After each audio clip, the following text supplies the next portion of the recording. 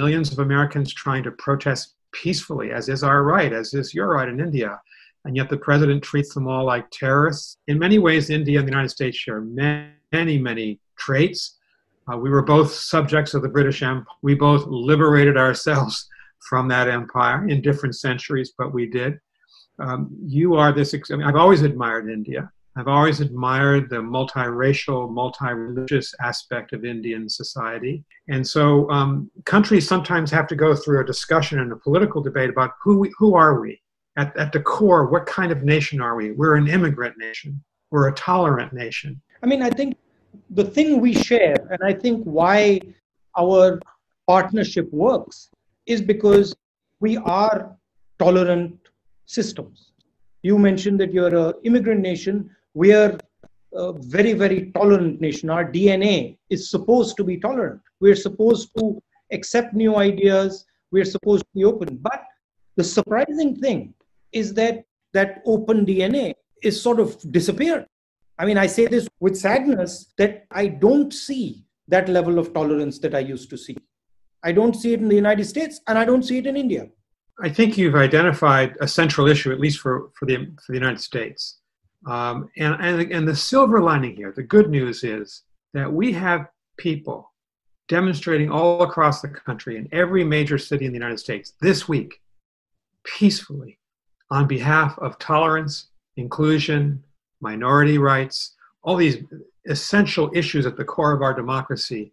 And I think one advantage is that we democracies have, say, over an authoritarian country like China, is that we can correct ourselves as a self-corrective part of our national DNA in India and the United States. And as all democracies, we resolve this at the ballot box in free and fair elections. We do not turn to violence. We do this peacefully. That's the India tradition that we love about India from your founding in the 1930s, the protest movement, the Salt March, all the way to 1947 and 48. I feel that this division which occurs is actually tremendously weakening for the country. But the people who do the division portray it as the strength of the country. When you divide African Americans, Mexicans, and other people in the United States, or you divide Hindus and Muslims and Sikhs in India, you're weakening the structure of the country. But then the same people who weaken the structure of the country say that they're the nationalists. Well, I think that's what President Trump is all about. He wraps himself in a flag. He declares that he alone can fix the problems. I must say, I think President Trump is in many ways an authoritarian personality. But in our country, you're seeing the institutions remain strong. The military clearly saying over the last few days, individual senior military leaders, we will not put American military troops onto the streets. That's the function of the police forces, not the military force. We'll abide by the Constitution. The senior military officer, General Mark Milley, said this week, Americans have a right to protest. They have a right to disagree with the government. These are so fundamental. It's extraordinary we have to even debate these. So we're back to debating first principles. But again, I do see strengths that democracies go through trials. We play out our differences in political campaigns or in street protests, but at least we can do that. You can see authoritarianism coming back in China, in Russia. And we democracies, we sometimes go through painful episodes because of our freedoms, but we're so much stronger because of them. That's our advantage, I think, inherently over the authoritarian country. I think the Indian American community is a real asset for us and an asset for you. So it's a joint asset, and it's a good bridge to have. How does one think about that going forward? Well, I think that to mention something you said before, Rahul, our military relationship is very strong. If you think about the U.S.-India naval and Air Force cooperation in the Bay of Bengal and throughout the entire Indian Ocean region, we're really together, and this gives me hope. But you're right. It can't be just about that. And so my advice would be, but I would look forward to your thoughts, is keep the doors open to each other.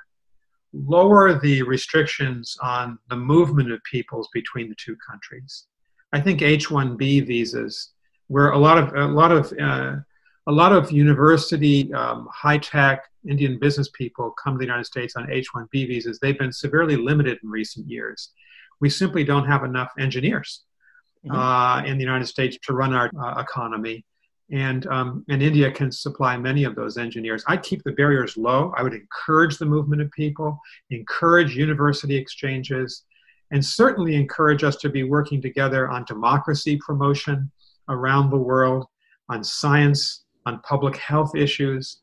If there's another pandemic in our future, and there most likely is, of some sort, our two countries could be doing a lot more together in terms of vaccine for poorer members of our society. I'd like to see our relationship go in that direction as well. Why do you think that in this COVID crisis, and I say this for most countries, including India and the United States, why do you think there has been almost no cooperation? I think you and I have talked about this before. It's a terrible, terrible disappointment to me. I'm sure it is to you. This crisis was made for the G20. It was made for Prime Minister Modi and President Xi Jinping and Donald Trump to be working together, all of our countries, for the common global good. All of us are confronted. Every Indian American is vulnerable to this disease. And I would have thought at the beginning of the crisis, I would have predicted that countries would have put down their differences and worked for a vaccine together, or how to distribute that vaccine in an equitable and humane fashion. And it hasn't happened, mainly because Donald Trump doesn't really believe in international cooperation. He's a unilateralist. He wants America to go it alone in the world. And Xi Jinping chose to compete with Trump. Been the US and China at the heart of the problem here. And I hope when the next crisis comes, we'll do better to work together in a more effective way. And it's the same. It's the same in Europe. I mean, one sees the same friction between Germany, Italy, the United Kingdom that one sees across the world. So there is something happening in the world where people are going into themselves, becoming insular. And I think this COVID crisis has accelerated that sense. So there is this atmosphere of fear. You take unilateral decisions. You do the biggest lockdown in the world, most rigorous lockdown in the world, and then you have millions and millions of your manual laborers walking thousands of kilometers back home. So it's this unilateral, episodic type of leadership where you just come and do something and go away.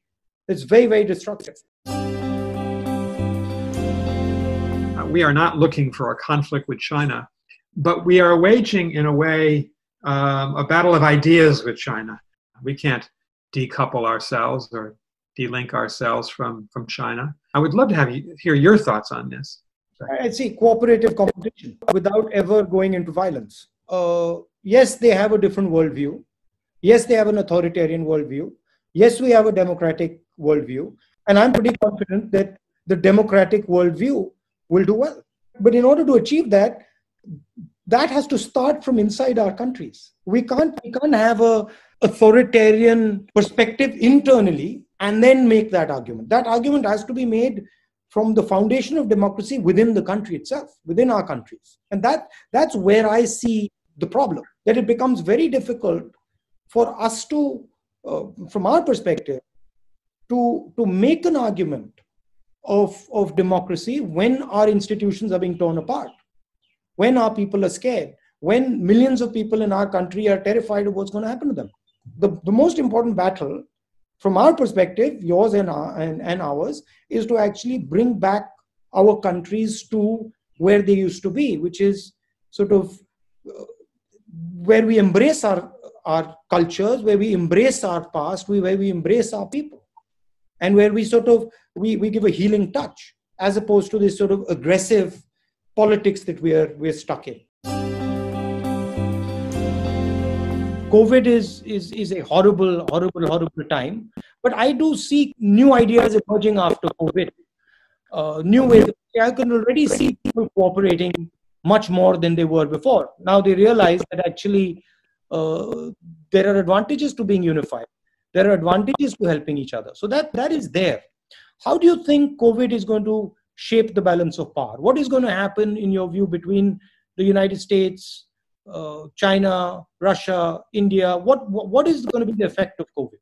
That we set aside global political rivalries. YouTube channel को subscribe करके घंटी का button जरूर दबाना। खबरें कैसी लगी, अच्छी या फिर खराब, कमेंट्स जरूर करना। हम आपके कमेंट्स का इंतजार करेंगे। धन्यवाद।